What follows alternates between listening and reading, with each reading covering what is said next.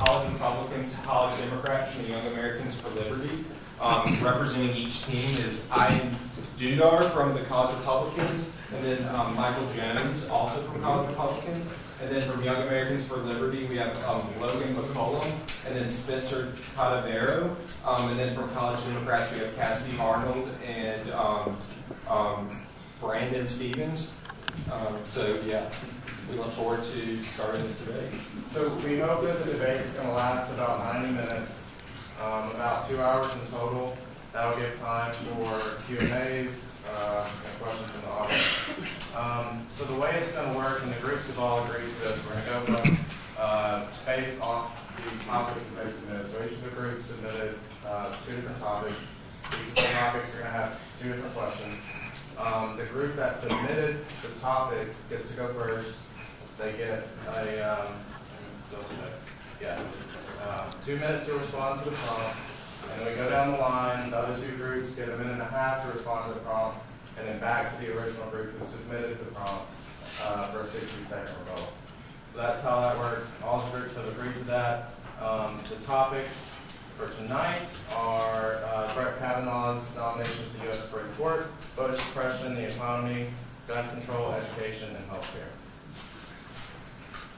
And each of the Chip and I each submitted 1 question, and we're the only ones that have seen these questions so far.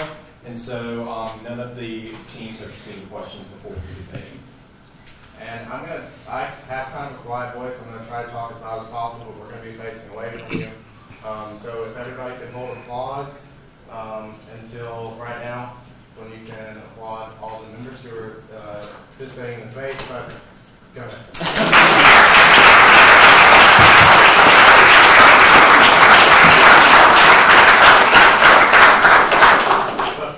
Not applaud after a response. I know it's going to be hard for people, but it would really help it move along if you hold your applause until the end of the debate. I know that's difficult, but try. And then we'll tell you more about the Q&A at the end, but right now we're going to get started. So the first question tonight is for the College Republicans. That's one of their chosen topics. So we'll start with you guys. The unemployment rate has fallen steadily over the past 9 years. It dipped to 3.7% in September. It's averaged at 4% over the past year. That's about the same as its previous peak in 2000. Job openings are at record highs, but in one important area the economy is still lacking, that's in wage growth. So wages grew at only 2.9% over the last year, and at this time 18 years ago, wages were growing at like 4.2%. So what, if anything, can be done to improve the economy further? What, if anything, can be done to improve wage growth and other metrics like that that we use to measure economic performance? What we have to understand is that the wage growth of 2.9%, though it's below what we would hope it to be, is the largest increase it has been since the turn of the millennium, in the 2000s. Wage growth has been stagnant, and it is finally moving for the first time, and it has continued to accelerate throughout the Trump presidency. You referenced unemployment. Unemployment rate is currently sitting at 3.7%, and to contextualize that further, that is the lowest it has been since 1969. The unemployment rate among African Americans currently is the lowest it has ever been recorded. The Trump economy and the Republican economy led by Mitch McConnell and Paul Ryan has provided jobs and economic growth on a historic and unprecedented scale. And much of that is attributable to the tax reform passed last year. 90% of economists have agreed, according to a survey done by the Wall Street Journal, that the tax bill is directly related to the explosion in economic growth that we've seen. On top of that, Alabama has the lowest unemployment, one of the lowest unemployment rates it's ever seen at 4.1%, which is considered by previous metrics to be close to full employment. I just want to say on top of that, the wage growth statistic, while it is important, isn't really a complete measure of consumers' buying power. Like, the real measure of buying power is actually what they can buy with the wages they're getting. Like, that's actually the miracle of capitalism and supply-side economics. So the wages may not have increased as much, but what they can buy with those wages has increased, like, tenfold, I would say. Like 15 years ago, you would have to be really wealthy to buy a flat screen TV or a smartphone that can access the internet, and now we all can. And so let's say your wages haven't increased, but the things you can buy with those wages have. That's your life getting better, and that's really what the point of an economy is. All right, thank you. And I failed to mention that I will give you a 15-second warning. Thankfully, you hit the 2-minute mark almost exactly. We're going to go now to the Young Americans for Liberty. All right. So the economy, although it is booming, is nowhere near where it could be. With the taxes, subsidies, price floors, price ceilings, tariffs, there's taxes along every step of the buying chain, from production to final sale to consumption. These taxes take away from the total amount of utility available to the populace, but the tax rate should be decreased because it allows the market to reach equilibrium. And although many have argued against it, mainly the Keynesian groups, say that the flow of the business cycle, boom and crash, that is the market slowly moving towards equilibrium. And with less government intervention, these cycles will become less drastic, allowing for, and more money will be available to the population, to businesses, allowing for more job growth, more production, higher utility for, and more wealth for everyone within the society. All right. College Democrats? So wages have remained largely stagnant since the 70s. Looking at the average wage for someone our age in 1977, it was about $34,000. Adjusted for inflation in 2018, it is also about $34,000. But you have to keep in mind the prices of pretty much everything else have gone way, way, way up. And specifically, when you mentioned the tax cuts, the tax cuts have added, what was it? Was it $1.47 trillion to the deficit immediately. The economy, yes, immediately, and that's not good for the economy, even though it is doing very well at the moment. That's pretty much all I have to say on the matter. College Republicans, you'll get 60 seconds for a rebuttal if you'd like. So I think that the problem we see here is they talk about tax cuts and then they say, oh, there's a deficit problem. Well, I don't think the problem with the deficit is that we're taxing too little. I think the problem is we're spending too much. What we need is we need to take a red marker to the federal budget to look at it line by line and say, can the states do this? Can local governments do this? Can we find local solutions to problems that our country is facing? We don't need a top-down big government solution to every problem we face. We can come together as communities, we can come together as states and as counties to solve some of these issues. We need to take a look at the budget, we need to cut spending, and we need to bring the budget into equilibrium that way. To say that it is unfair to allow people to keep more of their money is not the correct approach to this. People need more money in their pockets. Then, when they have more money in their pockets, then we can talk about real wage growth and buying power in real terms. Yeah, when politicians in Washington, D.C. say they can't... Not to cut you off right there, that's 60 seconds. Right. We're going to go to Ken for the next question.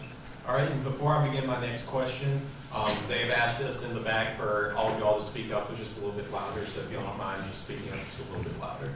All right, my next question is, as we just saw from this debate just a little while ago, is that politics has not escaped this recent economic surge, and many different sides are pointing to different reasonings behind why this economic surge has occurred. What do you believe is the number one reason it's occurred, but then also what do you think is going to continue, do you think it will continue to drive further going forward? Great question. So what we're seeing is Democrats trying to point to the Obama administration and say, well, we had economic growth, and therefore Obama should take credit for it, not President Trump. But if you look at the growth under the Obama administration, it was incredibly tepid.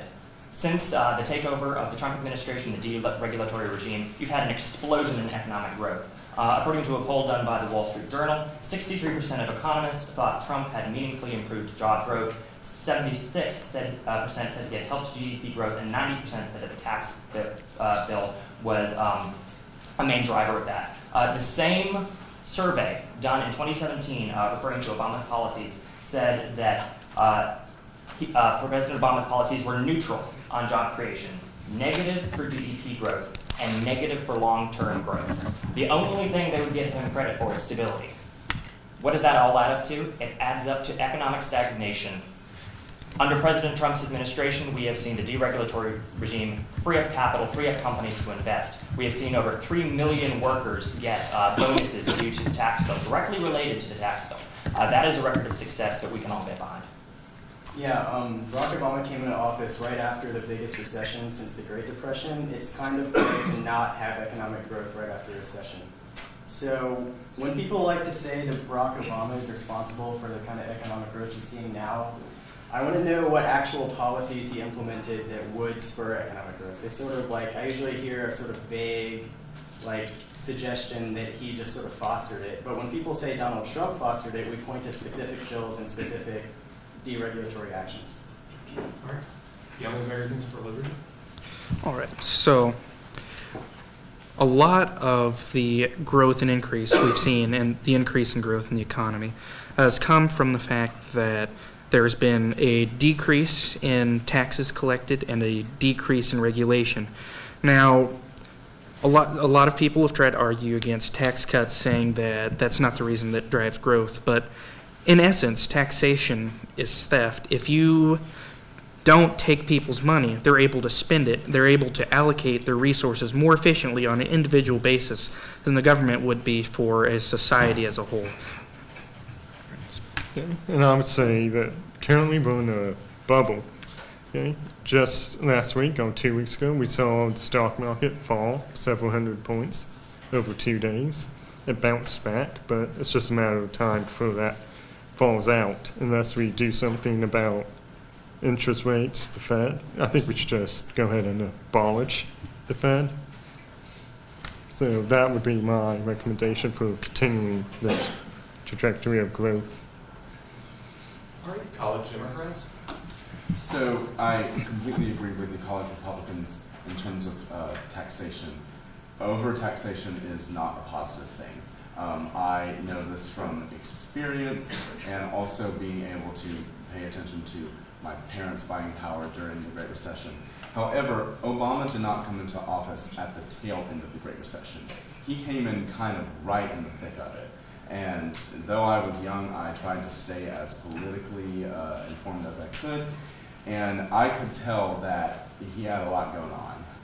And it is really hard to create economic growth when you have such a deep downturn in economic growth because of the worldwide recession.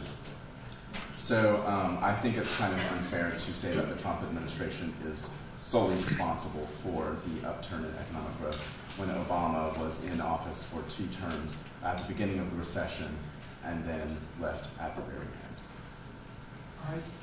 Now we have time for rebuttal. So I'd also like to point out that for coming in at the tail end of the recession, economists are very clear on the fact that the policies that stopped the economy from bottoming out during the Great Recession were policies executed by the Bush administration at the tail end of his time in office. The economy was saved from tanking by the Bush administration. Second, he alluded to as far as the buying power and the wage growth, that's real money in people's pockets. And as far as who is getting credit for that, the Republicans in office during the Obama administration for 6 years controlling Congress were the ones that held President Obama's unbridled regulatory regime in check and made sure that the deficit did not balloon due to the increased spending that they were pushing. Yeah, again, the college Democrats, really all I'm they going to can... have to cut you off.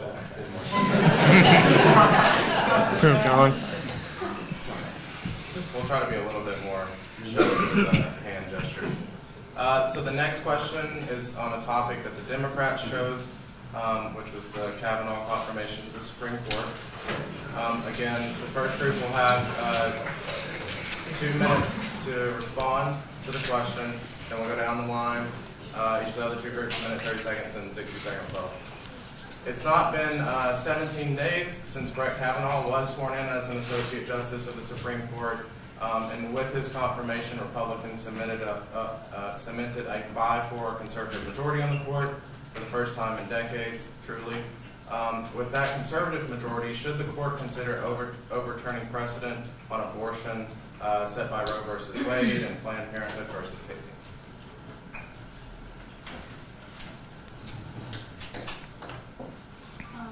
No. Court should be establishing based on precedent, not political activism. I mean, that's what Republicans like to throw at liberal courts in the 50s and 60s. The Warren Court, they were an activist court, but I mean, there's established precedent for Roe v. Wade, and then the Planned Parenthood case with Connecticut allowing birth control. Abortion is protected under the right of privacy in the Constitution. So I don't think they should be involved in overturning actual judicial precedent to push a political agenda.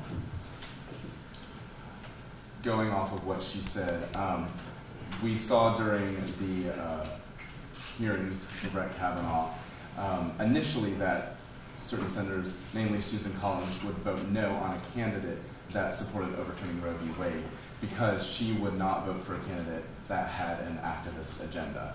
Well, we saw that it wasn't exactly the case, but Roe v. Wade, what most people don't realize, when it was passed in the 70s, it was passed by a conservative court, totally male conservative court. And I don't think that the new court, which is a conservative majority, should overturn precedent specifically based on an activist agenda. I think they have to take into account what the Constitution allows, what it doesn't allow before overturning. Young Americans for Liberty. So here, I really think the Democrats have shown their hand, not ignoring the real advise and consent rule, I guess. This whole trial was a sham because this is not the Soviet Union, although some Democrats may wish that. Well, you're not simply guilty because someone accuses you of something that happened far in the past or accuses you of being a spy or a sexual predator just because they say so. Now, all victims do deserve to have their case heard. However, without evidence, you can't proclaim somebody guilty. Now, with the question of should the court overturn Roe v. Wade, I don't think they should, and I also think it's very unlikely they will. Okay? Suzanne Collins, when she was giving her speech on her reasons for confirming Kavanaugh, she said that she believed it very unlikely that he would do it, hence her vote to confirm him. Kavanaugh himself said that he was not going to overturn Roe v. Wade because he has to go with the Constitution and with precedent. So that wasn't really an issue. All right. Republicans? Yeah, so the Democrats say we can't overturn Roe v. Wade, we can't overturn various decisions because of established precedent. But personally, I don't think established precedent is a good enough reason to keep a decision. There was a time when the case Plessy v. Ferguson was established precedent. There was a time when Dred Scott v. Sanford was established precedent. There was a time when black kids weren't allowed to go to school with white kids because it was established precedent that they couldn't. Determining whether or not a law is right or wrong doesn't depend on what a court has decided previously. It depends on what's in the Constitution and what we want to decide as a nation going forward. Also, to address kind of the idea that Kavanaugh, it's a foregone conclusion that he'll overturn Roe v. Wade. If you look at Republican nominees in the past, and Senator Collins said this, Young Americans for Liberty referenced this before, Sandra Day O'Connor and John Paul Stevens, who were nominees to the court, both voted to uphold Roe. So even though we would like to see a change in Roe, even though we would like to see that very bad precedent be overturned, this kind of scare tactic that it's going to be 5 Republican men coming after your rights is not accurate with history. It's not accurate with the history of the court in the past, and it's not accurate even of Republican nominees themselves. All right, college Democrats, 1-minute response. No, we are not the Soviet Union. And no, we do not wish we were the Soviet Union. Thank you for that. So this was not a trial. This was a hearing on Brett Kavanaugh. And you are completely right. You cannot be assumed guilty without due evidence and without a fair trial. But this was a hearing, once again, not a trial. And what we saw in this trial was serious allegations come to light. Now, whether they were 100% true, we never really quite figured that out, although Ford did pass a polygraph test while Kavanaugh refused. I just wanted to say about the Plessy v. Ferguson thing, yes, that was established precedent, but the NCP worked tirelessly to overturn that precedent and establish precedent for Brown v. Board of Education. All right, thank you. Next question from Ken. All right, my next question also deals with cabinet and discrimination. Outside political groups on both sides of the aisle play a major role in this nomination process. Some say that this has led to an erosion of the unbiased standing of the federal judiciary. Do you believe that politics will have a long-standing negative effect on the federal judicial system going forward? So I think that the Supreme Court, as the highest court in the land, should have a specific agenda to be nonpartisan. And we have seen a major erosion of that over the years, with each president promising to nominate a liberal judge or a conservative judge. There are some ways you can interpret the Constitution based on which party you belong to, but at the end of the day, your job as a Supreme Court justice is to see what the law allows and to really throw any sort of agenda that you might have out the door. All right, Young Americans for Liberty. All right. See that the court has for a long time not been nonpartisan. Even back as far as Ruth Bader Ginsburg, Supreme Court nominees were usually appointed with about 90 odd something Senate votes. Now we're down to 50 votes plus the VP. But I believe the Supreme Court has been partisan since its inception with Marbury versus Madison, so I don't think this is new. I just think we'll be more blatant about it. And surely there's one way to make sure the court is no longer bipartisan, and that is to attack the nominees in public, to attempt to beat down the doors of the Supreme Court through a mob, to attack their character personally, without evidence, I may add. And that's just a sure way to increase bipartisan infighting and in order to create bias in the court. Because if your family was personally attacked, your family name, your good reputation, would you necessarily want to be fair to someone who would attempted to destroy your life? College Republicans. Yeah, I actually agree with what the Democrats said, that the Supreme Court should be nonpartisan and should honor the Constitution as it was originally written. But you guys are going to have to square with your party that is constantly, at least from my point of view, attempting to nominate judges that want to essentially legislate from the bench.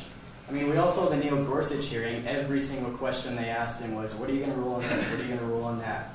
And he would say, I'm going to interpret the law as it is written. And they'd say, but isn't that law ridiculous? And he'd say, no, I'm going to interpret the law as it's written. And then they'd say, but what about the workers? What about these people? What about these people? If anyone is attempting to make the Supreme Court into a partisan body, I hate to say it, but it's the Democrats, even if it's not you guys. Also, let's look at the way, who really politicized those hearings. Let's look at the way that the Democrats treated Dr. Ford, specifically. Dr. Ford did not want to come forward. Dr. Ford wanted to remain private, but she wanted her concerns heard. Senator Grassley offered to send staffers to interview her so that her name would not have to come forward. Somebody within the Democratic bench leaked her name, and even after she resisted coming to Washington because she was afraid of flying and she was afraid of testifying before the committee, the Democrats didn't give her that option. The Republicans in the Senate treated her with respect. They treated her in a bipartisan manner, and they allowed her voice to be heard. It was the Democrats who took Dr. Ford, the alleged victim of sexual assault, and used her for their own political means. All right, College Democrats, you have a minute to rebut. I think it's kind of ironic that he's talking about how the Democrats treated Dr. Ford when President Trump went on national television and mocked her, which was just awful behavior. But anyway, and also So Republican senators they treated her with respect because they were too afraid to even question her because they didn't want to look like a bunch of old white men questioning Dr. Ford. So they hired a woman prosecutor to ask her all the questions, but they didn't ask her anything. And yes, not all of the Republican senators did treat Dr. Ford with respect. And we all saw that with the video of Senator Lindsey Graham, basically spitting mad, talking about how this was the biggest sham he had ever seen in 25 years, and apologizing to Dr. Ford for the way he had been treated. What about the way that Dr. Ford was treated? Because in this case, she was the one that had been hurt. And receiving multiple death threats, might I add. She can't even live in her current home because of all of those death threats she Got has. to catch you off right there in a minute. All right, now for a question from Young Americans for Liberty regarding their topic, education. The Trump administration has been big supporters of school choice, which allows families to find alternatives to traditional public schooling. School choice measures in some states include vouchers, education savings accounts, and individual tax credits. Here in Alabama specifically, the Alabama Accountability Act has given families zoned to failing public schools tax credits to transfer to select private schools.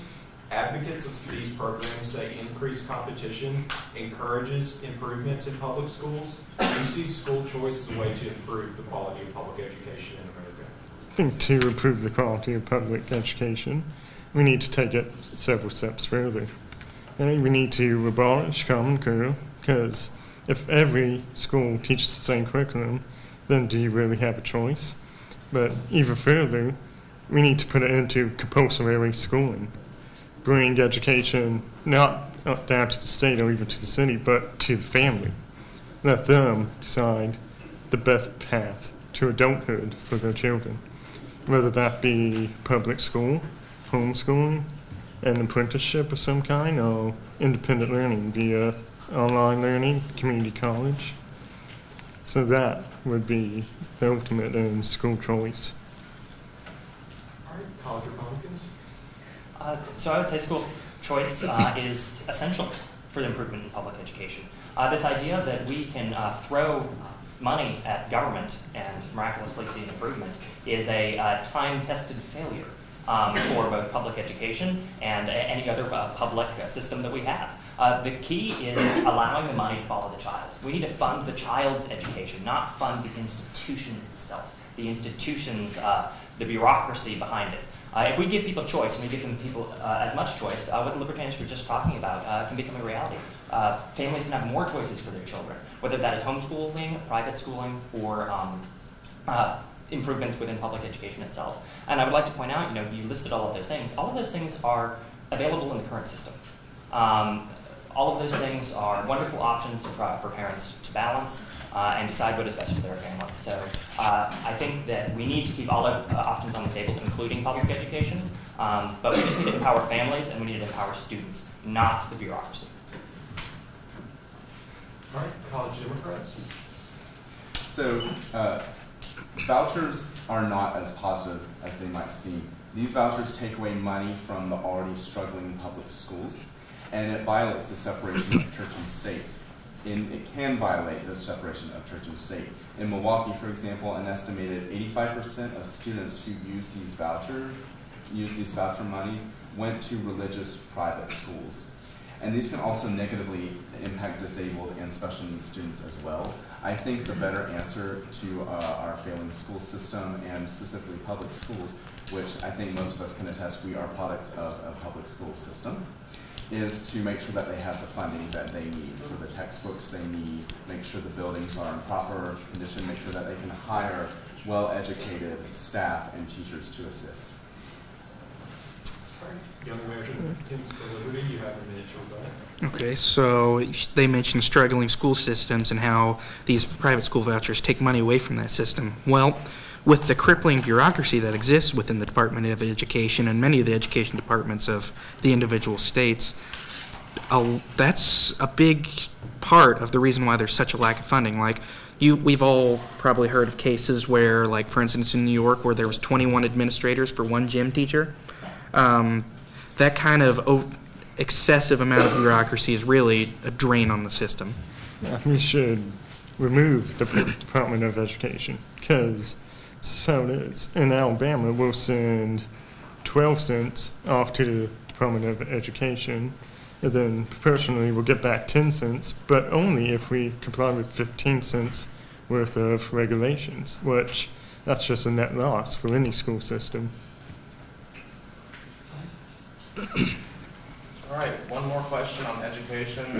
A recent report from the Center on Budget and Policy Priorities, which is a nonpartisan group, found that Alabama's cuts to state higher education funding over the last decade since the recession are the third deepest in the country.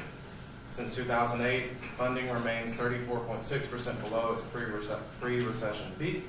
What role should the state, and by state you can take that to mean the state or the national government, do to improve that, and what role in general should it play in funding higher education?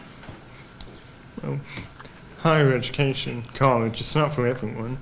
Okay? We should be pushing trade schools, community colleges, and just self-learning. The majority of programmers are generally self-taught in coding, and that's something we should continue with. Okay? Not everyone should go to college. Okay? That's just truth. So, need a public education system that prepares you for life, not for college, like all of us have been prepared to. The state should get out of the situation entirely because, you know, there's a pretty short list of where centralizing control has worked, and it's about 0. Really, just having government involved at all decreases the efficiency of any system where that occurs. College Republicans? So briefly to address something that they said in their rebuttal, or the Democrats in their statement, they talked about how it takes funding away from struggling schools, where I think that shows the difference between school choice and public advocates of restricted choice. We care more about struggling students than we do about struggling public institutions. And we need that money to follow the student and give them options. But to address the question here, I think it is troubling that we've seen so much funding get taken away from public education. But I think, again, the problem is that the state has been spending money on things, other priorities, that are not at the forefront of what we need. We need to be making sure that our public education is getting decent funding so we can attract the best students and the best teachers to our public schools. It is a very serious problem, and I think it's going to take a multifaceted approach with examination of the different policies that are pursued as far as curriculum, and also the number of teachers per classroom, and where we need to invest specifically in rural versus urban areas. All right, thank you. College Democrats? So I completely agree. I think that the lack of funding is really sort of the core as to our struggling school systems. But he did point out that they don't care about struggling institutions, they care about struggling students. And that's a good talking point, but how do you implement it? How do you just totally ignore or not care about struggling institutions where these students are going to? And when you're a student attending a struggling institution, likelihood is you're also going to be a struggling student. I agree with the Libertarians that we should push trade schools and community colleges. I mean, not everybody is meant to go to college, but we should work on making, I think, college more affordable in general, because I mean, the tuition just keeps rising, and like Jordan said before, the cost of living and tuition keeps rising. It's like wages aren't like, I mean, in the 70s, like our parents could go to college and work during college, and then they could like pay it off. Like you can't do that now. You would have to work like 24 hours a day.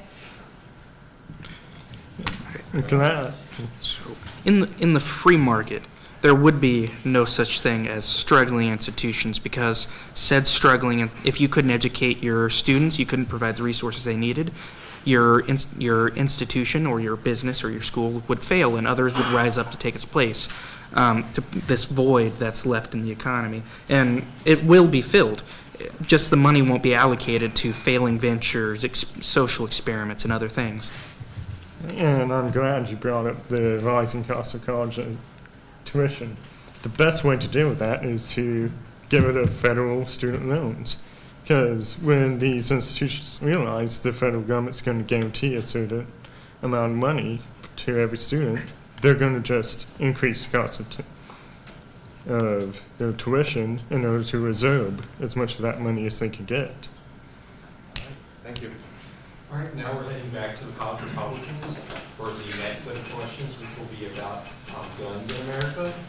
Gun rights have long sparked political debates in the United States. In recent years, the United States has seen a 49% decline in gun homicides from 1994 to 2013, while also seeing a 56% increase in the number of privately owned firearms.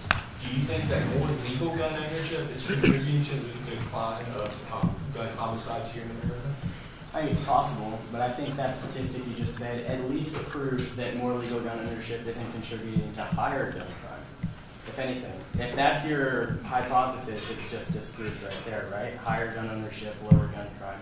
I'd hesitate to say that higher gun ownership decreases crime. I think you can make a good argument for it. But then again, there are other countries with lower crime rates that have lower gun ownership, so like I said, I would hesitate to make that claim flat out. I mean, I think it just inherently makes sense that if you live in a society in which people have the right to defend themselves on an individual level, you're going to curtail the amount of violence that can be exerted against an individual. It's the great equalizer of society. An 110-pound, 18-year-old girl has a fighting chance against a 270-pound football player trying to assault her if she has a weapon. That is the only way that we can truly empower the individual for their own self-protection. Yeah, I think Michael makes a great point, and also it sort of draws attention to a way that we need to look at this issue that I don't think we always do. We always look at the issue of guns in terms of numbers and statistics, and those are important, but the point of the Second Amendment is that in America, where we are sovereign citizens, you have a moral right to be able to defend yourselves, period. That's what it is, the right to defend yourself. All right, College Democrats? So I completely agree. I'm a supporter of the Second Amendment. I have family members that are gun owners. It is our right as United States citizens to defend ourselves, and we do have a right to carry firearms. I think the thing that's come into scope over the recent years is what sort of limitations do we put on those firearms? Does the Second Amendment mean that everyone here can own a rocket launcher? Does it mean we can all own machine guns? I think that sometimes you really need to put that into context. When the Second Amendment was written, specifically what types of weapons they had at the time when they wrote that amendment, and take it into context of the weapons we have today and the weapons we have on the street. So, absolutely. That means we like to own machine guns, rocket launchers, McNukes, what have you. Okay. The right to bear arms is really our first freedom, because without it, no other freedom could exist. The government could trample all over us. And the thing is, the right to bear arms is defend against it, not only against each other, but against a tyrannical government should it arise. Everyone has the right to defend yourself. The right of the individual is above all else. If you can't respect the rights of the individual, you can't say to respect the rights of any minority. What many will bring up is minorities are disproportionately affected by gun violence, but that's also because many minorities live within cities where gun ownership is severely restricted. Yeah. All right, College Republicans, you think what's on it? All right, I think the libertarians, you just say we could own nukes.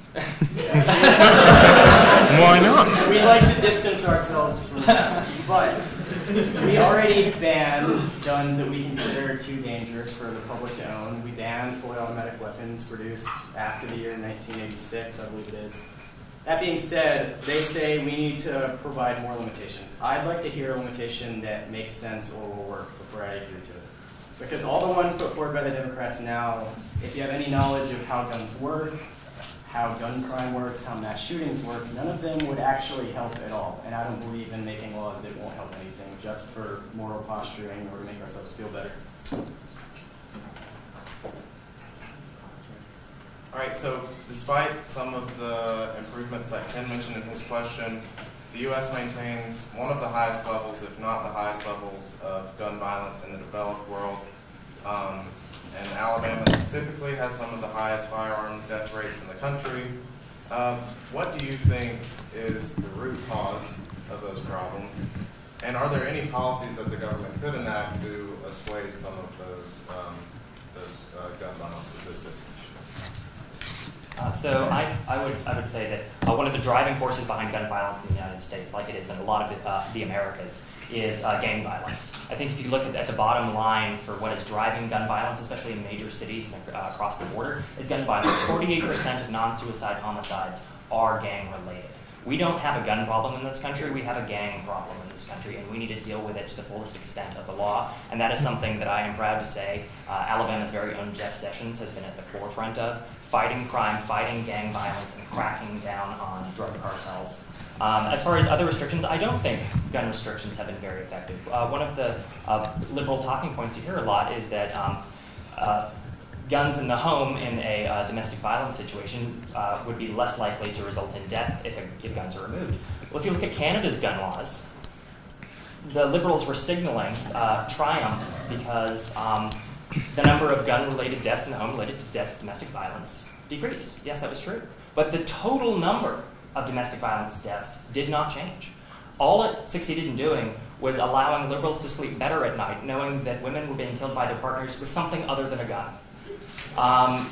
This is an issue where you can spend as much time and resources as you can, but at the end of the line, we have systemic problems we need to deal with that have nothing to do with the actual possessions of guns. Yeah, exactly. There's countries with way more gun control than we have that have like way more gun violence, and there's countries with way more gun control than we have, and they have way less gun violence. So where's the common denominator that's actually causing the violence? It's not the presence of guns, it's the presence of organized crime. So you ask what policies we could implement to get rid of that. We can have a debate on that, whether it's more community policing, harsher policing. I personally believe that the penalties for illegal gun ownership should be a lot stricter than they are now. You slap like a 20-year penalty on owning an illegal gun, I bet a lot more people would be. All right. Yeah. Thank you. Democrats? So you mentioned that countries with more strict gun laws have a higher amount of gun violence. Let me talk about Australia. In 1996, a 28-year-old man walked into the cafe at Port Arthur, ate lunch, pulled out a semi-automatic rifle out of his bag and opened fire on the crowd. He killed 35 and wounded 23 others, and it is today the worst mass shooting in Australia's history. How did lawmakers respond? Well, Australian lawmakers responded with legislation that, among other provisions, banned certain types of firearms, such as automatic and semi-automatic rifles and shotguns, and the government confiscated 650,000 of these guns through a mandatory buyback program in which it purchased firearms from gun owners. It also established a registry of all guns owned in the country and required a permit for all new firearms purchased. So how does that look today? Since then, Australia's firearm homicide rate has dropped by about 42% in the 7 years after the law has been passed, and its firearm suicide rate fell by 57%, according to a review from the evidence by Harvard researchers. Young Americans for Liberty?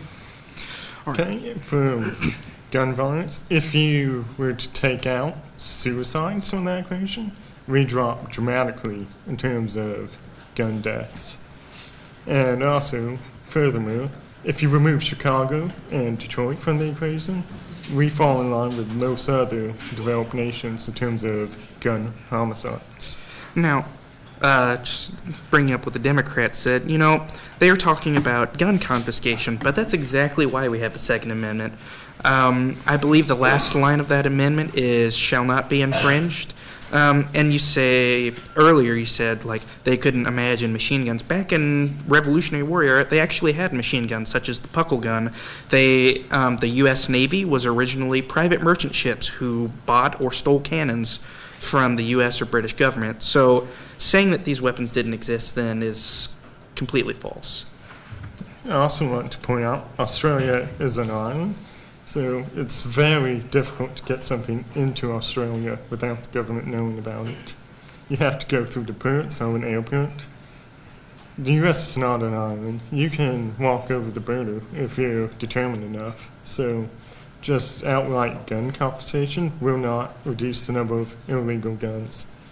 But if you legalize drugs, organized crime will go way down.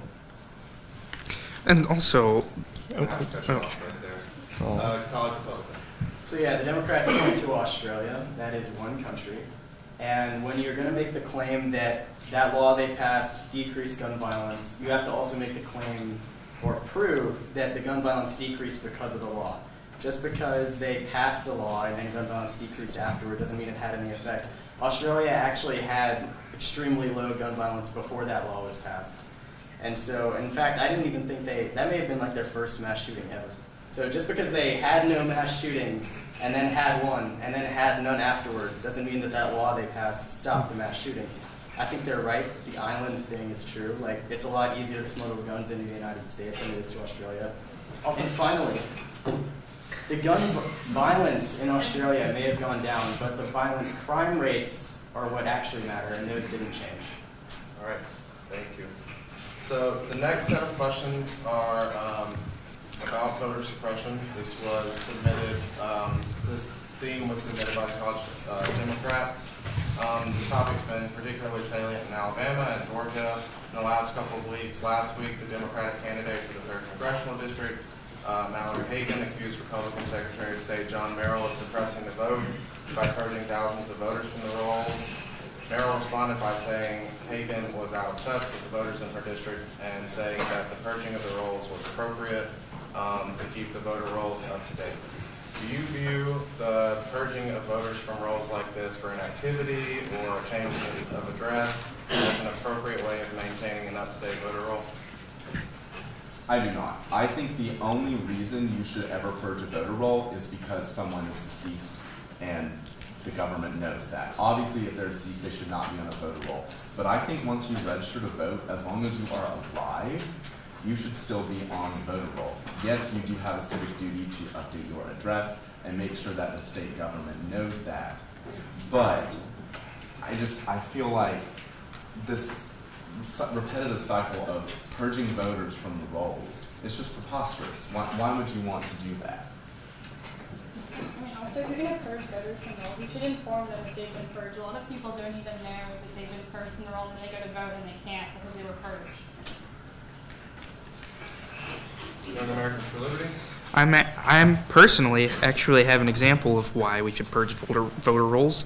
I was actually, because of a move around the time, I was eligible to vote in 2 different states, and I got reminders from both states constantly, despite reporting it to both states that I had moved. So purges can be necessary in the voter rolls. Spencer. College Republicans?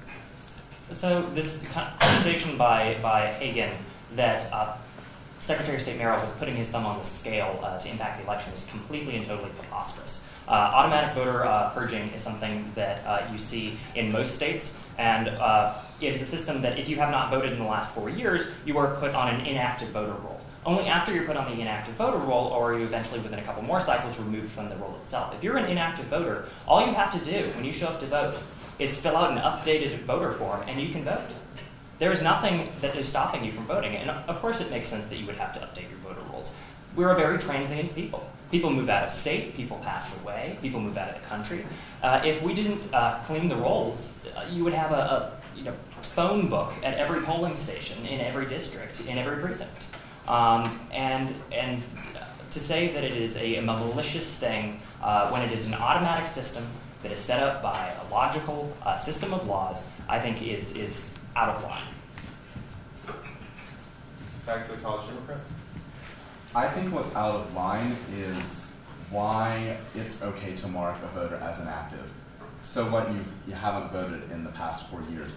I don't think just because you've taken a break from voting that you should be marked as inactive, because then that opens the door for you being purged from the rolls. I think, once again, once you register to vote, unless you die, which we all will, that you should be registered for life.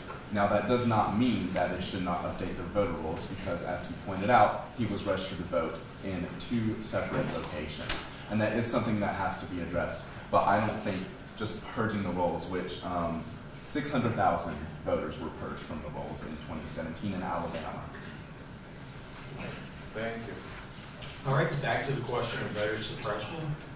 Alabama, along with many other currently Republican-led states, has enacted laws that require all voters to show a valid government-issued photo ID before they can vote. This is something that many states have dealt with. Republicans say that this is a way to protect against voter fraud, whereas Democrats say it adversely affects some people from getting to the polls and casting their ballots. Do you agree with this policy? Why or why not? And let's begin with College Democrats. Okay, the thing is, voter fraud is almost non-existent. The Washington Post did this is when people actually, everybody would think voter fraud is a big deal. Whenever anybody actually does a study about it, they almost find no cases. The Washington Post, which is a conservative leaning paper, they found 31 credible instances of voter fraud in 14 years. In 2014, out of a million votes cast. And that was likely, the 31 was likely an inflated number anyway, because it took into account any credible account of fraud, not just those who were successfully prosecuted or convicted. So as the numbers show, this sort of rhetoric that voter fraud is a rampant problem in our country is just not true.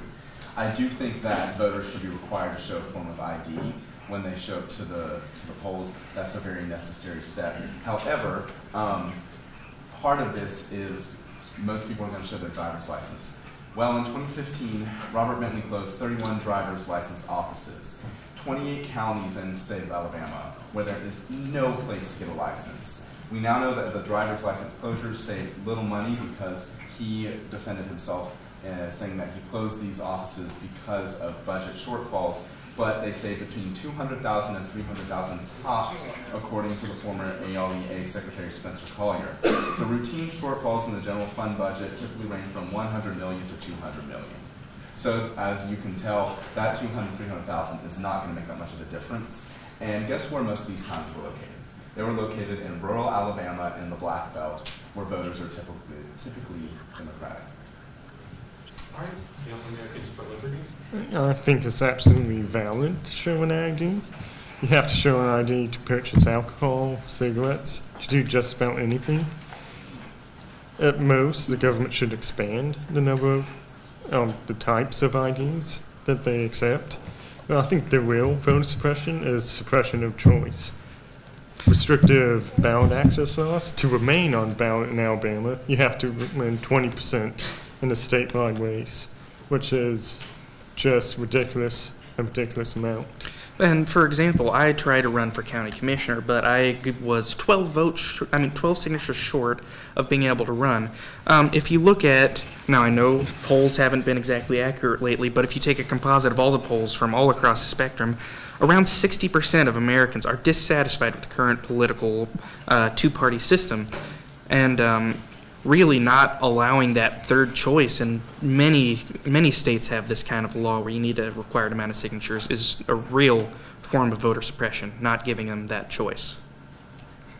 Yeah, I think the question of showing a photo ID when you vote is actually really simple. Only citizens get to vote in the United States. We have to make sure everyone that votes is a citizen. How do we know they're a citizen? We have to have a valid form of ID that's credible. You cite very few voter fraud cases, but unless we have these laws in place, we're not going to know if voter fraud exists because it'll go unnoticed, right? If we don't have ID. In a similar strain, talking about voter fraud being a very low thing. Also, correspondingly, Stanford University did a study of voter ID law impact and said that voter ID laws have had no impact on voter turnout or voter ability in 2016. So it is not something that affects. As far as the talking about the closing of license offices in the Black Belt, I think that is very concerning. What we have to understand is who did it. Robert Bentley, and by extension, Rebecca Mason, who was the main pusher of that policy.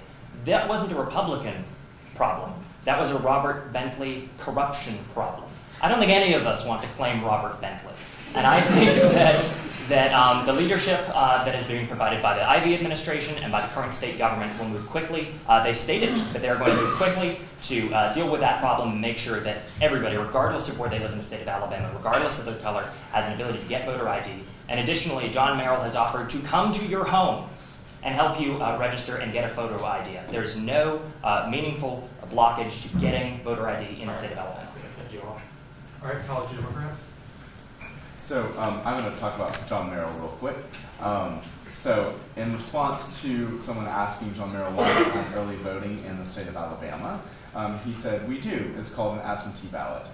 Just so y'all know out there, don't do that because using an absentee ballot as early voting is a Class C felony in the state of Alabama.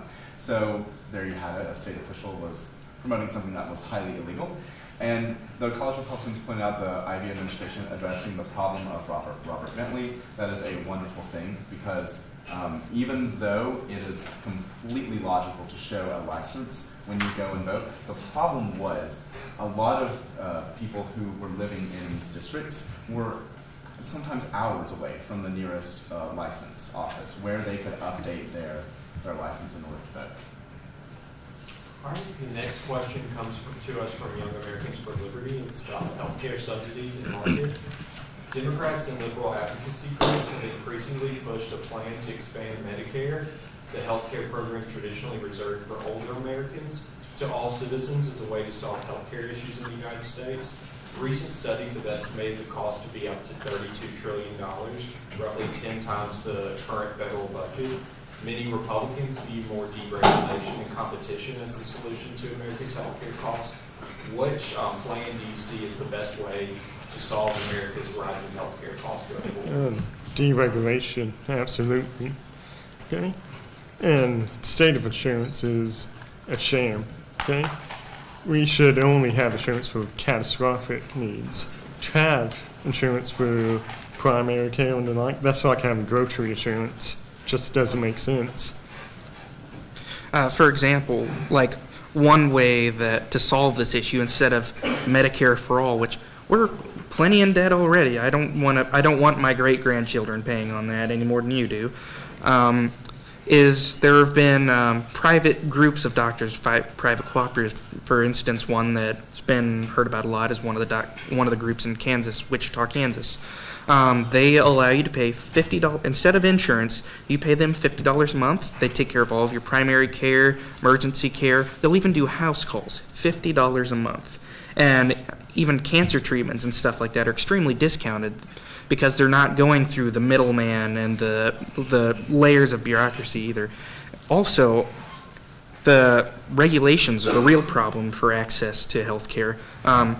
I am a veterinary assistant, and so I've gotten to see some of the effect, some affordability that having less regulation does. For example, in a normal hospital, catheters and IV sets, they may charge you $60 and they'll get it to $1 to $5. A veterinary office, we might charge you 10, but that's because there's not steps and steps and steps of regulation and certification that raise that price. I think the option, similar to what the Young Americans for Liberty said, is more choice. It's the same similar problem to that of education. People need more choice in their education system.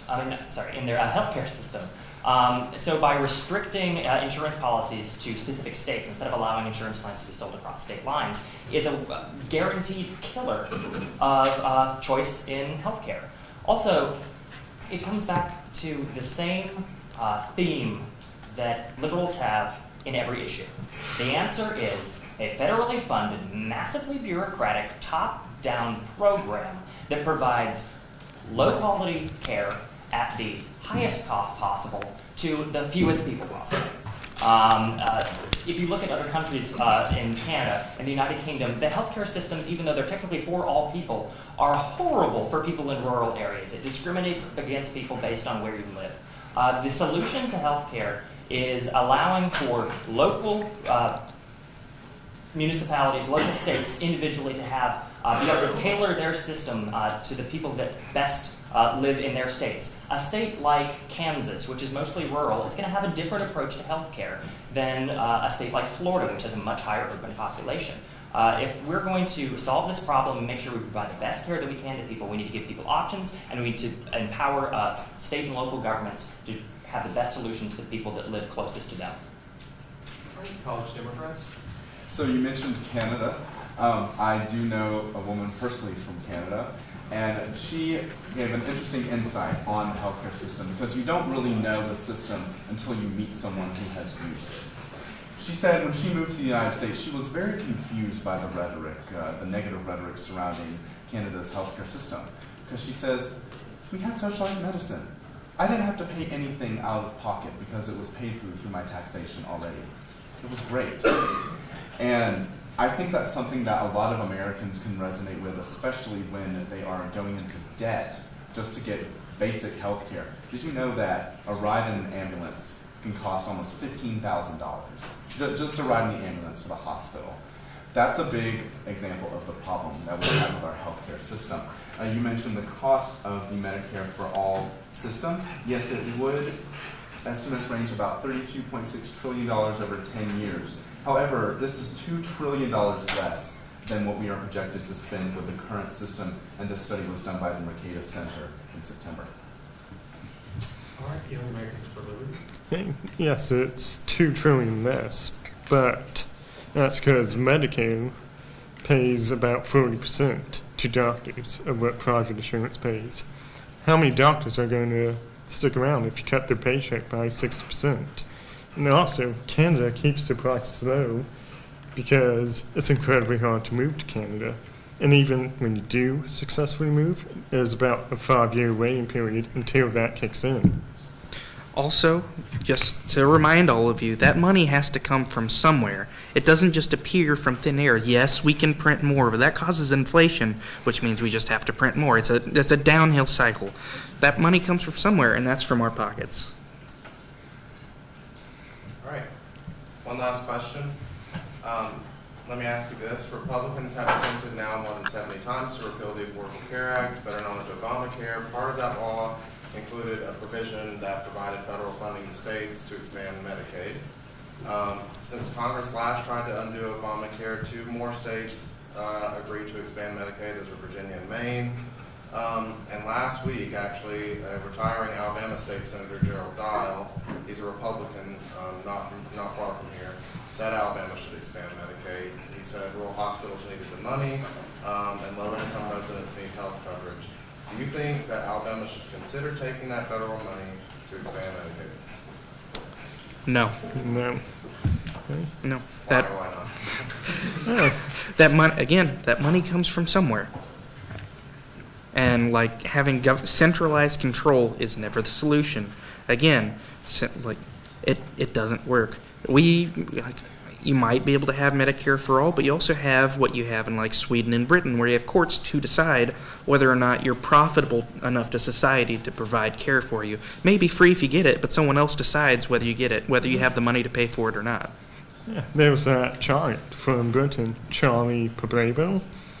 I totally butchered that, but Britain basically said you can't leave to try experimental treatment somewhere else. No, the U.S. gave him citizenship, Italy gave him citizenship, but still, they stationed police outside his hospital room to force the family to stay in there and watch their child die. They even offered to pay for these services. The Italian government, the Vatican, the U.S. government, they even offered to pay, so it wouldn't even have been a cost to the United Kingdom's government. Yet they decided to allow this child to die without a chance at experimental treatment.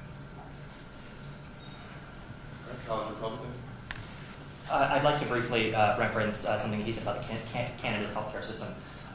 One thing you won't hear about Canada's healthcare system is that it takes 21 weeks to get an appointment. In rural areas, it takes 39 weeks to get an appointment. According to the Fraser Institute, almost 63,000 women have died awaiting treatment. The story of the Canadian healthcare system is, for one, it's not even fully public. It's one of the things that you don't hear about a lot. Stuff like you mentioned, ambulance drives. You still have to pay for your own ambulance in Canada. As far as talking about expanding Medicare, I don't think that's the answer at all. I don't think that taking more federal money, again, like they said, more of your own money, to pay for a system that has failed.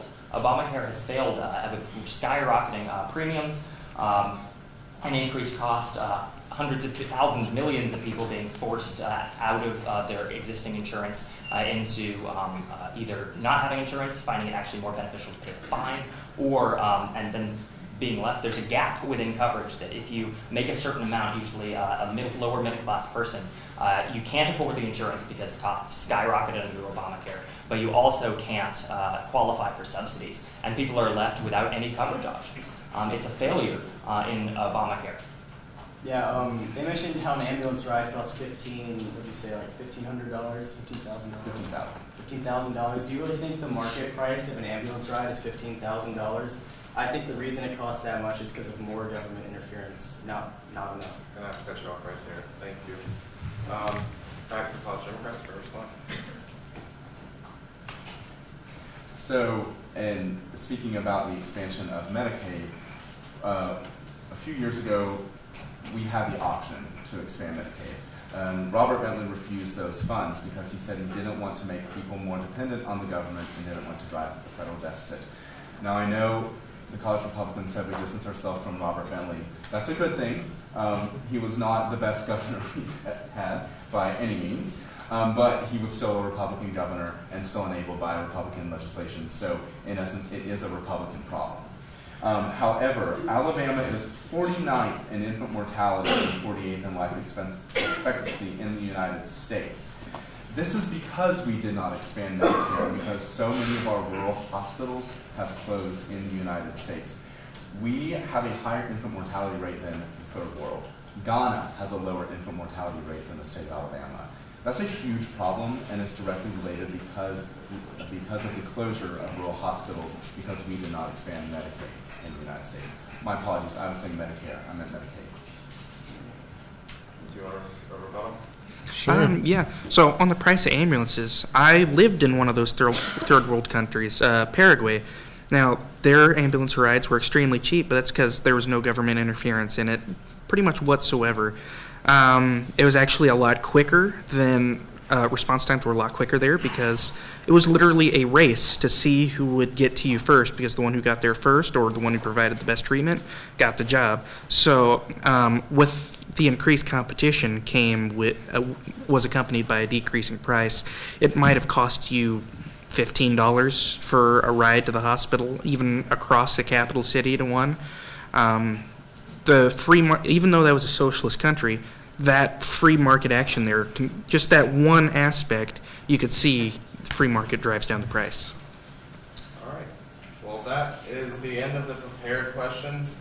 Thank you, everybody, for your intelligent and thoughtful responses and for being respectful to all the participants. Thank you to the audience for sitting through that.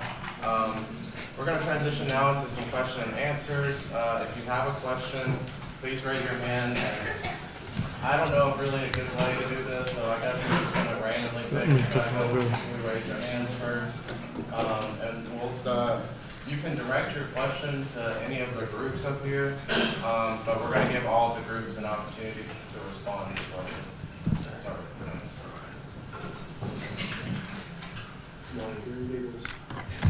So my question is for the Democrats. First of all, thank you all for coming out a second time. We live on a very conservative campus, and I think it's honorable for you guys to come to a debate. Now, you said that the way Dr. Ford was treated was awful. That's fair. I think this whole situation left a bad taste in everyone's mouth. But I wanted to go on the record and see whether or not there's a double standard. Bill Clinton has been accused by 4 women of sexual assault, with the most well-known being the case of Juanita Broderick. While these accusations were never proven false, his wife, Hillary Clinton, tore this woman apart on the public stage and personally used intimidation tactics to keep her silent in the 90s. Will you condone her actions as fair, or call it how you called Trump insulting Ford, terrible? I don't condone her actions, and I don't support Bill Clinton. So no, there's not a double standard there with me. I think I'm going to say that, I actually I was a big Clinton supporter, and then I had to realize that, if I'm going to call out Kavanaugh and other people for it, then I have to call out people in my own party, too. Well, I'm not asking if you support Bill. I'm asking no, I don't. No. In that regard. No, not in that regard. Not in that regard. No, I agree with her. I don't think that Hillary was right in her actions. I think in the same way that a lot of Republicans distance themselves, young Republicans distance themselves from Robert Bentley, you have a lot of young Republicans that distance themselves from Hillary Clinton. specifically for reasons like that. Thank you for your question. I do like Hillary. I'm not gonna lie and say I don't support her politically, but no, as far as that regard, no. But I mean, yeah, I do support her. But I mean, if she ran for office again, I probably wouldn't vote for her. But no, I didn't know.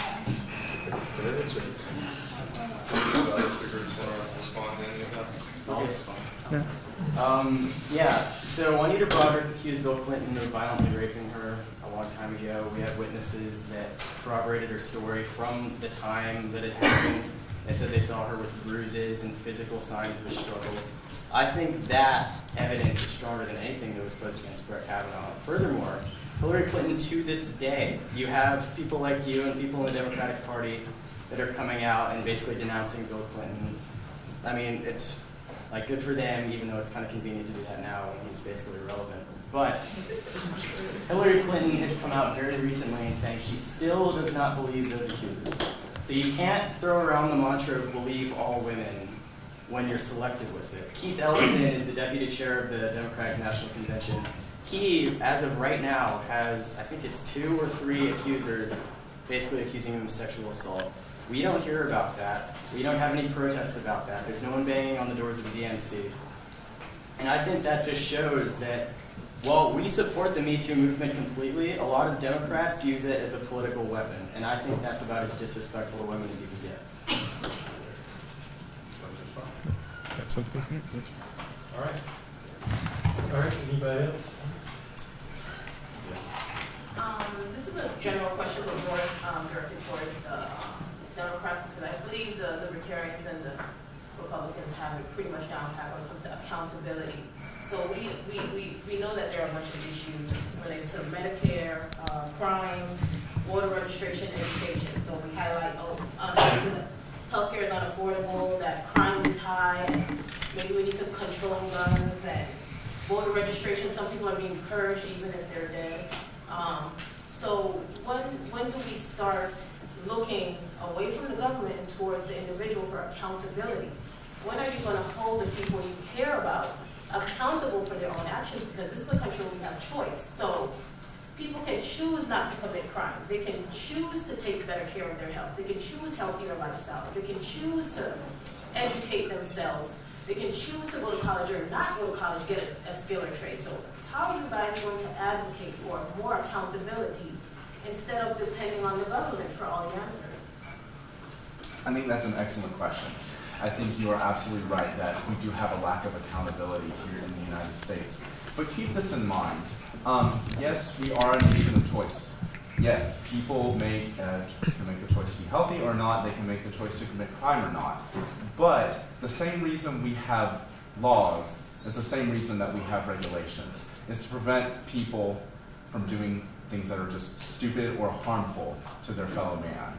And so while there is an essence of accountability, and while I fully support more accountability with the individual, I do not support a total rebuttal of the laws and government regulations that can help keep that accountability in check. Because humans are very unreliable. You can't rely on them for everything. Just like we have to remember that people who commit crimes don't follow the law, period. Correct. So that's another thing. We're holding the general public accountable for people who don't have any accountability whatsoever. Well, I think part of our judicial system is accountability. The reason that criminals who break the law get arrested is because we have those laws and we have repercussions for those laws. And just going forward, members of the audience, please do not ask a follow-up question. Do either the other two parties have a rebuttal? I think we need to get rid of a good portion of the laws and regulations we have, because we're criminalizing perfectly normal behavior. Like in most states, it's illegal to collect rainwater on your own property. It's illegal to put drugs in your own body. I mean, if Democrats really believed your body, your choice, they would be for a full repeal of all drug laws and the end of the drug war. And the thing is, the Democrats like to bring up that the government needs to take more accountability, and that the government needs to be more responsible. But what they forget is in this country, the government and the people aren't separate. The government is made up of people and therefore flawed, and flawed people vote for flawed governments. So really what we should focus on is less government control of these and less government involvement, and like she said, pushing for more personal accountability. Because like the laws of science and nature, every action has an equal and opposite reaction, and your actions have consequences, and you need to deal with them yourself. All right, College Republicans, do you have a response? Yeah, I have a response to something the Democrats said. They mentioned, and I think this goes to basically the fundamental difference between the parties, or at least between conservatives and liberals. They mentioned that people are stupid, people make dumb mistakes. That's true. Now, what is the solution to that? Is the solution for a small group of people at the top of the federal government, to decide what is stupid and to decide what mistakes the rest of the people aren't allowed to make? If people are infallible, why give a small group of people all the power? You see what I mean? I think the way to alleviate that sort of fallibility in human nature is to push it out to as many people as possible and not collect it in as few people as possible.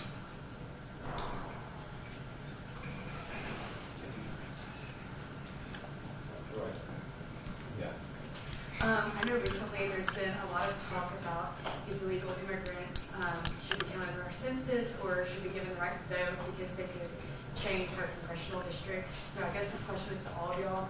Do you think illegal immigrants should be counted in the census, and should they be given the right to vote? Let's just start with the Democrats. Obviously, people who aren't citizens of the country shouldn't be able to vote. I think everybody should be able to agree on that. I would go further. I don't think illegal immigrants should be counted in the census, and no, they most certainly should not have the right to vote. I agree with that, but let's take it further. Why do we have illegal immigration? It's because the line to get into this country does not move at an adequate rate. I have a friend, her mom is from Australia, and it took her 15 years to get citizenship here. And that is just a ridiculous amount of time for anybody, not to mention the thousands of dollars that go into it. And I really believe that just granting amnesty on a grand scale is a slap in the face to legal immigrants who came here the correct way, who went through the process. Just not everyone has the luxury of paying, and I lived in El Paso, Texas too, right on the border. Not everyone has the luxury of paying $10,000 to a coyote to be driven or ridden or walked across the border. So really the system needs to be reworked, and the border does need to be, I guess, more defined, more controlled. So we would say that the census counts what's there. The census needs to be fully accountable to show all of the demographics within the country. But that is a separate thing from deciding whether those people, even though they're counted, should be included in redistricting. And I think that redistricting should reflect American citizens, people who can vote, the populations in those areas. But just if there are legal immigrants living in those areas, we need to count them. We need to know that they're there, but they should not be included in or considered when redistricting.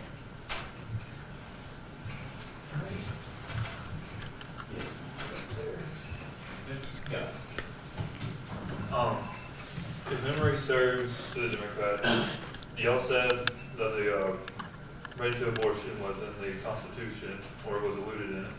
I would like to know if y'all can point out where in the Constitution it says that women have the right to abort their child. And if y'all don't remember, if y'all did not say that, it's fine, but a lot of pro-choice people just say it and assume that it is in the Constitution.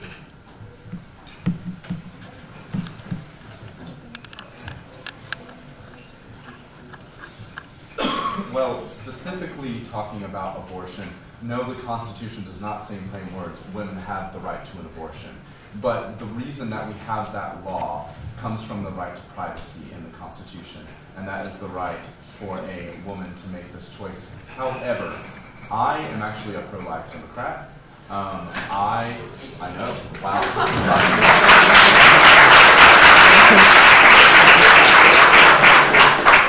However, you're gonna get bummed. I'm not pro outlawing abortion because I know that is not going to directly decrease the number of abortions in the United States. We are one of the wealthiest countries in the world. This is 2018. And save for medical reasons, I don't think any woman should feel like an abortion is her only option. I think that there are a lot of factors that go into the reason why a woman chooses to have an abortion. But I think to just be pro-choice and say, yes, a woman has the right to choose is ignoring most of the problems, and to say pro-life, which in a lot of instances just means pro-birth, is also ignoring a lot of the problems. So our current society here in the United States is based upon the idea that men have certain unalienable rights, the rights to life, liberty, and the pursuit of happiness. Now, we can argue about where life begins, but life is a fundamental right of man. We and a lot of us in libertarian leanings have something called minarchist, anarchist, libertarian, have something called the non-aggression principle, which basically says that unless someone acts aggressively towards you first, you're not allowed to take action against them. If it is alive, if the fetus is alive and will develop into a fully functioning living human being, that is and you choose to abort them, that's denying them their right to life. I'd just like to point out that I think that anarchist principles and their dissemination by the Libertarian Party is one of the reasons why they can't break 3% of the vote nationally. We need real solutions. We need real solutions to the problems that we're facing, and the government has to have a monopoly of power in order to do that. And then as far as dealing with the abortion issue directly, I believe they talked about right to privacy in the Constitution, but there actually is no direct right to privacy in the Constitution. That's extrapolated from, I believe it's, I might be getting the name wrong, but Fuller versus Connecticut. That's been established, again, through precedent. But the Supreme Court in Roe versus Wade took this very obscure case in Connecticut and used it to extrapolate on a massive and, I think, unexcusable scale to create a right where none existed. Yes, do I think that privacy is important? But no, you can't point to the Constitution and say there is a right to privacy even in the Constitution. Well, I would say the right to privacy exists in the 10th Amendment.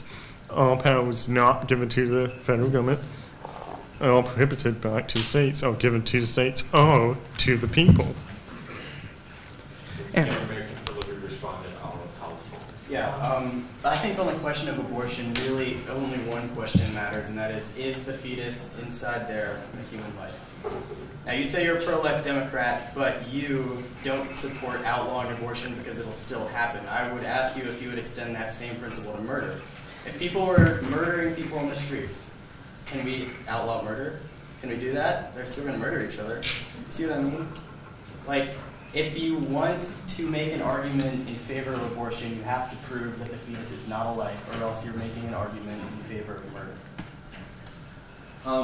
That's not true. Why?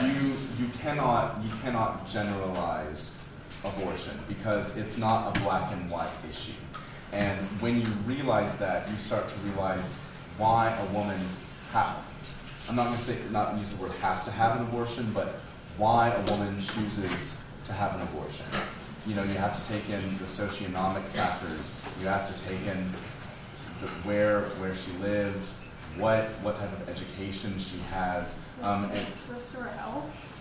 Yes. I mean, people like to talk about late-term abortion, especially late-term abortion. I mean, I don't think anybody wants like a baby that is 8 months old to be aborted. I mean, almost all late-term abortions happen because the baby is a risk to the mother, or it's to it'll die if it's born.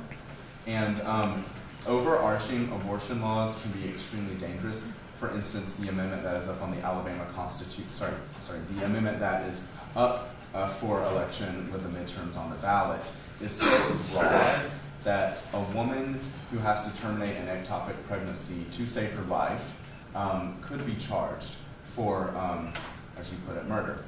And while, yes, miscarriage. Yes, while I agree that in a lot of instances, just deciding to have an abortion for whatever reason, yes, I would consider that murder. And if anyone in here has not seen it, there's an excellent documentary on Netflix called Reversing Roe. And as soon as Roe versus Wade was passed, you saw a lot of women get abortions simply because maybe they felt like they needed to, maybe it was best for them, they didn't really have to give a reason. I don't think that's successful for our society, and I don't think that is really fighting for the right to life that we have. All right, we're going to have to. Yeah. All right, so I'm gonna. Last response. Okay, so I'm gonna throw a bit of a wrench in your works. So recently, I believe 2 months ago, a joint American and Chinese team were able to develop a fully functioning artificial womb. What would you say is, if any is left, what would be the moral argument for killing the fetus if there's a viable way to keep it alive outside of the woman's body? So this experiment that was done, they successfully transplanted a living embryo into this womb and kept it alive. Carried it to term. They carried it to term. It was a lamb from egg to birth. Well, that's important, but as we know, not everything that works with animals is going to work in humans. But and if it works with humans, what would be your moral justification for abortion? Republicans want to say one last comment? But I not a would- question. I'm not a woman. I would never presume to assume the sort of emotional turmoil that goes on with dealing with an unwanted pregnancy. But basically what I just heard, unless you can prove to me that abortion is not murder, I just heard there's a lot of good reasons for carrying out a murder. Now, maybe we have different definitions of murder. I believe murder is the killing of an innocent human life. I think we all agree the fetuses are innocent. Prove to me they're not a human life. Science says they are. That's basically my whole argument.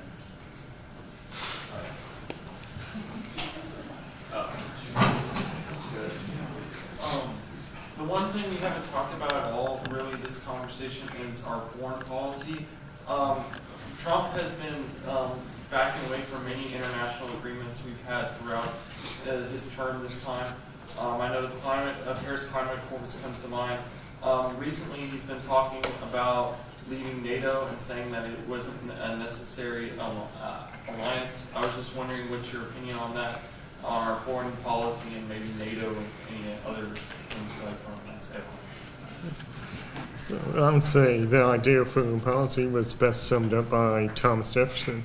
Okay, friendship and free trade with all nations and integrating alliances with none. Okay, we can't be getting pulled into wars and conflicts with other countries based off of that country's aggression to a supposed ally. And so the only justification for, say,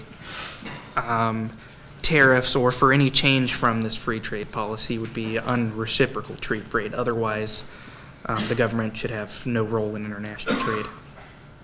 I think what you've seen with the Trump administration is there has been a significant amount of international engagement.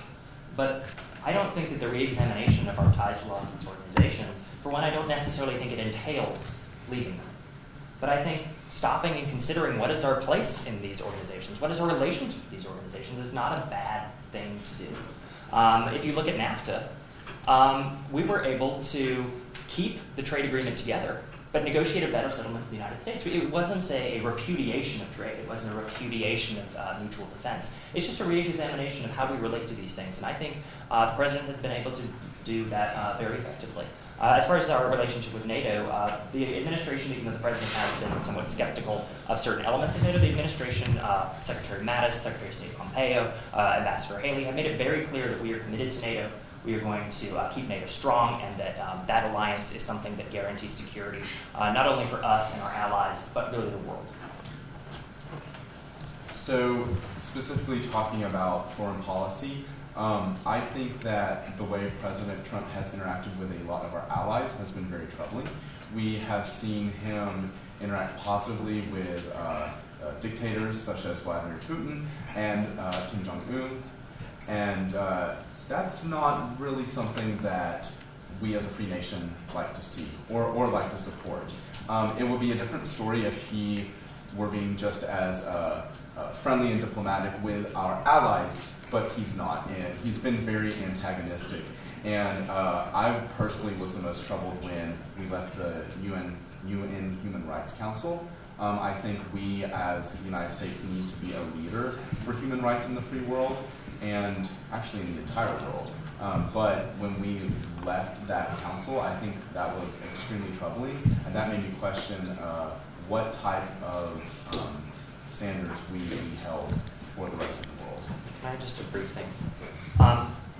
As regards to the Human Council specifically, the entire Human Rights Council was an absolute sham. We weren't members of it before the Obama administration decided to take us back into it. Venezuela and Egypt were on the Human Rights Council.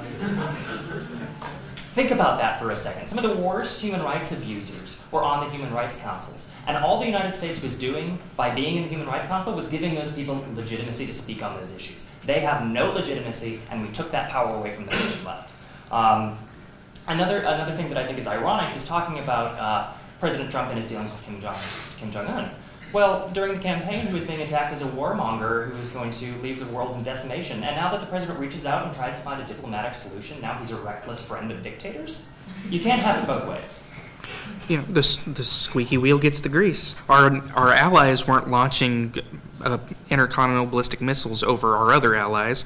It was these dictators that were. We didn't need to negotiate with Britain not to fire missiles over Ireland because they weren't doing it. And I mean, what would be the alternative to these so-called friendly interactions? The Obama policy of bombing them, like he did in Syria and in Libya?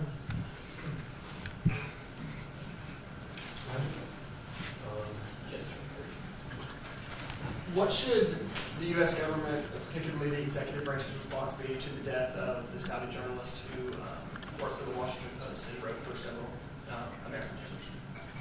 That's for everyone. Start with Young Americans for Liberty. Well, I think it's not something we can overlook. He was a U.S. resident. He had his green card.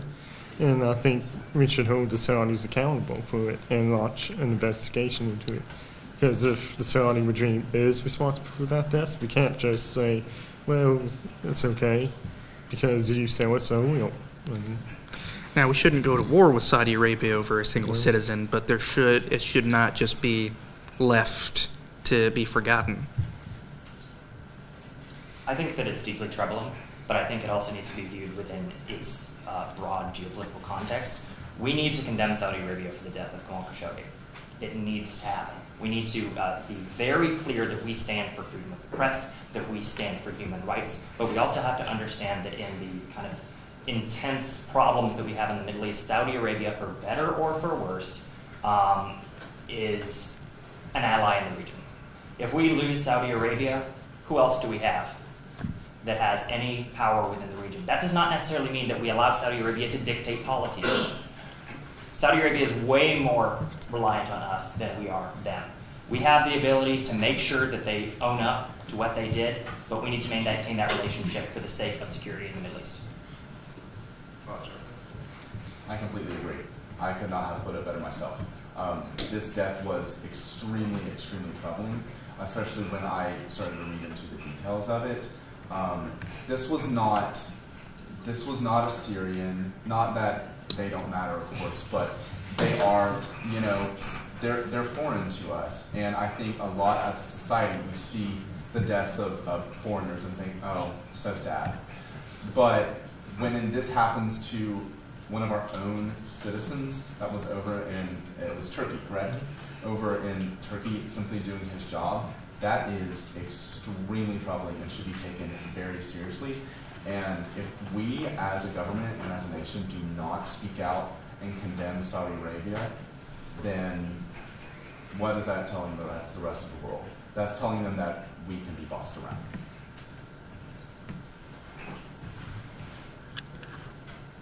Today's question is regarding election law, but right now Alabama is one of 7 states that elect judicial representatives at all court levels in a partisan way. This is for everyone, but what are your thoughts on partisan judicial races, and are you happy with Alabama's stance on that? I don't live in Alabama, but I found out last year that they elected judges, and I was like, really? Are you going to do that? The whole point of the judicial system is to be not beholden to public opinion or to be for the people that live in the district. They are not representatives of the people the same way the legislative branch is. They are representatives of the law, and they're supposed to interpret the law as it's written. Now, as soon as you make judicial appointees elected instead of appointed, then you introduce that sort of terrible campaigning political horse race game that characterizes a lot of other elections into a place that's supposed to be strictly nonpartisan. As somebody from Alabama, I would also say that I find it deeply troubling. Just the idea that you have judges who are having to have attorneys argue before them who have given them campaign contributions. There's just some very troubling kind of ethical concerns with the issue. I think that we love to pass amendments to our Constitution. We do it all the time. And I think that that is something we need to look at very closely to try to just kind of remove a major ethical issue that is inherent to our state's governmental structure. Now, I wouldn't mind, per se, the election of judges, but if it was on a nonpartisan basis, if they had the list of merits, the list of their records, but not a party affiliation, that'd be different. But the current system, I would not agree with. Yeah, you should, if you have a chance, you should look at these judicial ads. They're pretty ridiculous. But we should mimic the federal government system for once of the governor appointing and then the state legislature confirming. I agree with what judges are supposed. I agree with what everybody else said. Judges are supposed to be nonpartisan. They're supposed to interpret the law. So I don't think that electing judges and making it a political position is probably the best. They're just supposed to interpret the law. They're not supposed to interpret the law the way like the constituents want them to. Like he said, they're not beholden to any. They're not supposed to be anyway. It's not supposed to be a legislative position. They're just supposed to interpret the law the way they see it. They're not. The judges shouldn't be elected. Period. So that's what I think. I think it's a unique thing that the state of Alabama can elect judges. And I don't really agree with my friend Cassidy here that we should not elect judges. I think there is probably a better way to examine how that can be done and making sure that these judges that are elected are less partisan, because it's a huge problem. I was reading an article just last week about a woman who was running for a judge somewhere. I don't remember the exact county off the top of my head, but I know it was in the Black Belt because this candidate was running under the Democratic platform, but she was drastically underqualified and I believe was a self-proclaimed witch or something like that, and so much less qualified than her competitor. But it's same can be said for the flip side. There are a lot of instances where the more qualified judge in conservative districts falls short to the less qualified conservative judge. But again, they're tasked to interpret the law, and I think we really should try and make that whole process less partisan because it has not led our state where it needs to go.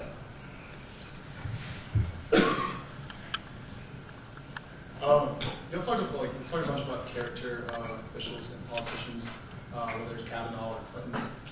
With the kind of enigma that Trump is, how do you, on the Republican side, separate his own personality and kind of the bad things he's done to the office or the negative effects that he's had on the country, whether that's positive or negative, versus his policy wins? And for Democrats, how do you take away the kind of hatred of Trump that the Democratic Party usually has with policies that might ultimately be successful, whether it's, even though it's just that Trump policy? I mean, I can say for myself personally that I find a good bit of what the president says distasteful, and I can honestly say I wish he'd stay off Twitter.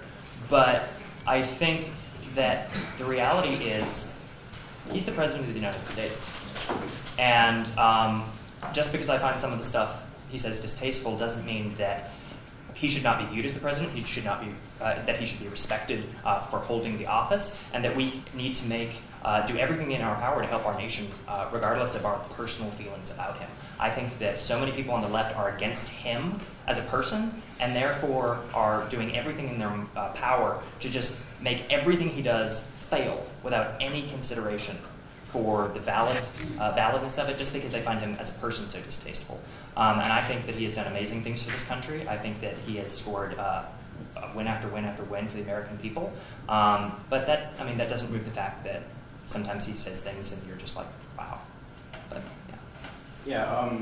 Donald Trump probably would have been not my last, but one of my last choices out of the 17 Republican nominees. I think he's done a lot of good policy things, and I think that's more important than his character, but I do think his character is also important because it sort of affects the tone of the discourse in the country and the atmosphere that characterizes the country. But more than that, I think Donald Trump is more a symptom of problems that in the country than he is the cause of one. Donald Trump sort of is like this creature that gives the people, not the people, but sort of the media what they want. Donald Trump is this person that likes to attack people. And I think that those things wouldn't have been successful unless there was a climate already fostered that was receptive to things like that. So I think that it was a combination of sort of elected officials that can't relate to the people. I think it was a combination of polarization that got way too out of hand, things like that. I think Donald Trump was almost an inevitable phenomenon more than he was this sort of monster that crashed everything down. So character is extremely, extremely important, especially for someone that is supposed to lead the highest office of the land and as the leader of the free Western world. So a lot of Trump's demeanor is extremely troubling. It incites anger, it incites hatred, and he and his rhetoric have been extremely, extremely divisive in this country. And that I agree with you, he's a symptom of a lot of the problems, not necessarily the cause. And you pointed out that where do we draw the line between strictly judging by his character and judging by what can he do for us as Americans? I think that's something that's very important to keep in mind. Yeah, he says a lot of really terrible things, but every once in a while, he can come up with and pass some legislation that's very positive. Most recently, he passed a bill that would eliminate, I think, 60 billion tons of waste from our seas. As you all know, the environment is of a lot of concern of late.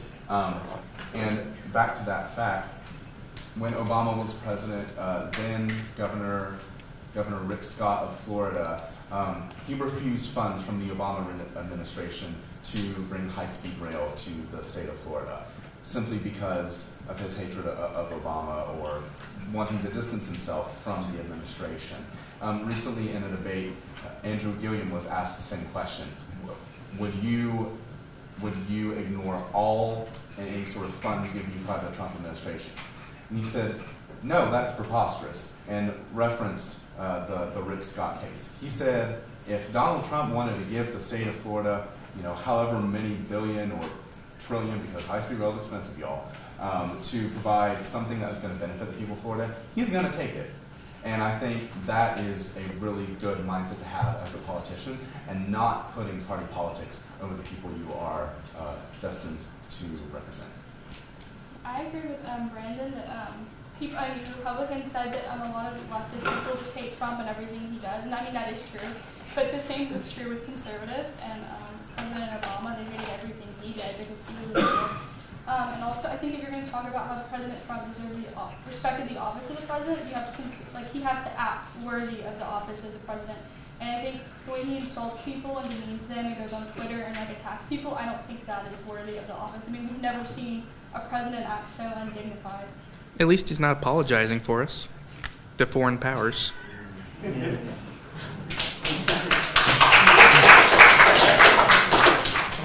I add a brief thing? I think it's wrong to characterize Rick Scott's turning down high-speed rail funding as not liking Obama. He turned down high-speed rail funding because it's never been solvent, it's never been used very effectively, and it's a massive pit of taxpayer dollars. And I also think that character and integrity do matter, and that's why Hillary Clinton lost in 2016.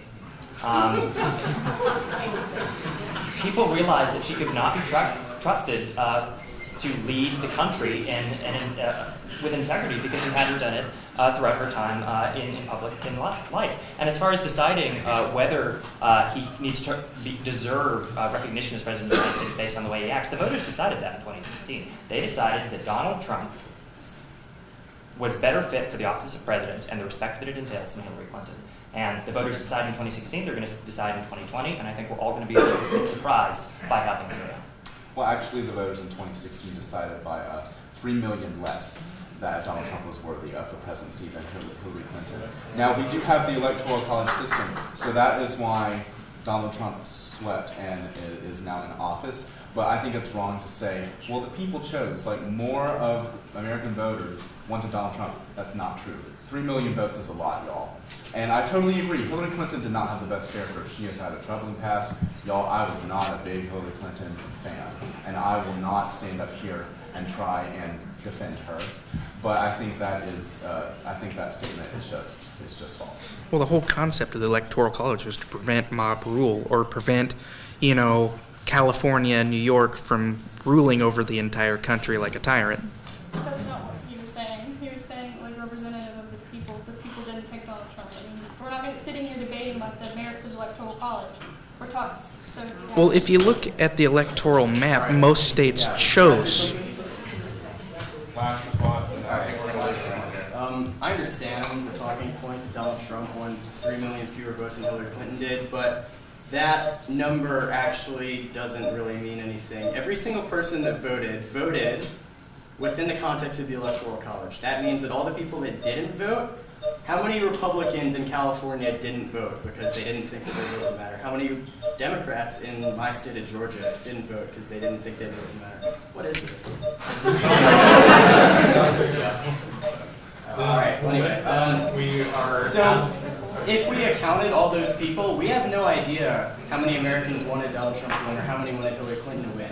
We only know what people voted for thinking they were voting in the Electoral College. So really, we don't know. And if you count the libertarians. We are out of time. Thank you so much for joining us.